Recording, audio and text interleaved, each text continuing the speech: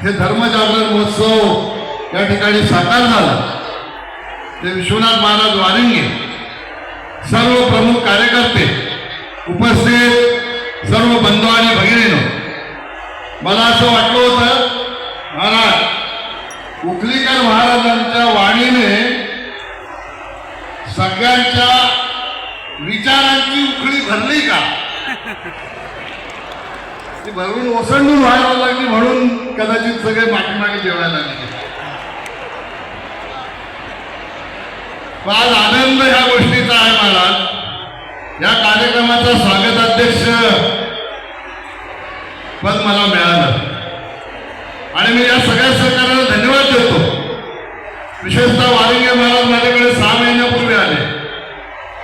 नावं पण कशी समर्पक असतात, तुम्ही तुमचं नाव समर्पक करून सांगितलं तसं वारिंगे महाराज, वारिंगे आडनाव, वारी त्यांच्या नावातच वारी आहे आणि वारिंगे म्हणजे सतत वारी करणारा. तो वारिंगे नाव असल्यानंतर आपल्याला सगळ्यांना वारीला घेऊन जाणार. पण 16 तारखेला मी कधी महाराज वारी केली नाही, पण 16 तारखेला जी दिंडी निघाली मला असं वाटलं की मी सुद्धा विठ्ठलाची वारी तुमच्या सगळ्यांच्या सोबत केली, त्याचा आनंद मला झाला.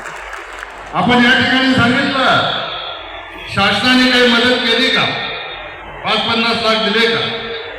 शासनाने साहेब महाराज पैसे दिले नाही, पण तुमच्या सगळ्यांचा सेवक म्हणून मला सेवा करण्याची संधी मिळाली म्हणून या ठिकाणी एवढं मोठी भव्य आपण धर्मजागरण महोत्सव या ठिकाणी करू शकतो.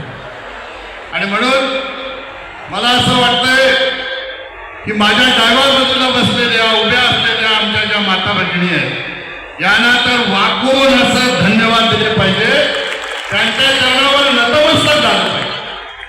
16 तारखेपासून आजपर्यंत 50-50 हजार भाकरी घरी भाजून पुन्हा कीर्तनाला येऊन बसायचं, ही सामान्य सेवा नाहीये.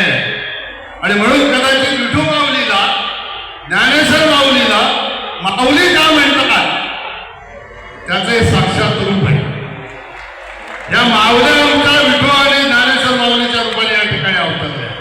मी महाराज नेहमी सांगतो, एका स्वामी विवेकानंदाला त्यांच्या भक्तांनी प्रश्न विचारला की समाजामध्ये नेहमी असंच का बोललं जाते, आईच्या गुणातून कधी मुक्त होता येत नाही, वडिलांच्या गुणातून मुक्त होता येत नाही, असं का बोलत नाही? स्वामी विवेकानंदांनी त्याच्या प्रश्नाचं उत्तर दिलं नाही. मी फक्त 5 मिनिटं घेईन तुमची, फार जास्त वेळ घेणार नाही. स्वामी विवेकानंदांनी शिष्याला उत्तर दिलं नाही, त्याला सांगितलं ती वीट घेऊन ये, ती वीट शिष्य वीट घेऊन ये.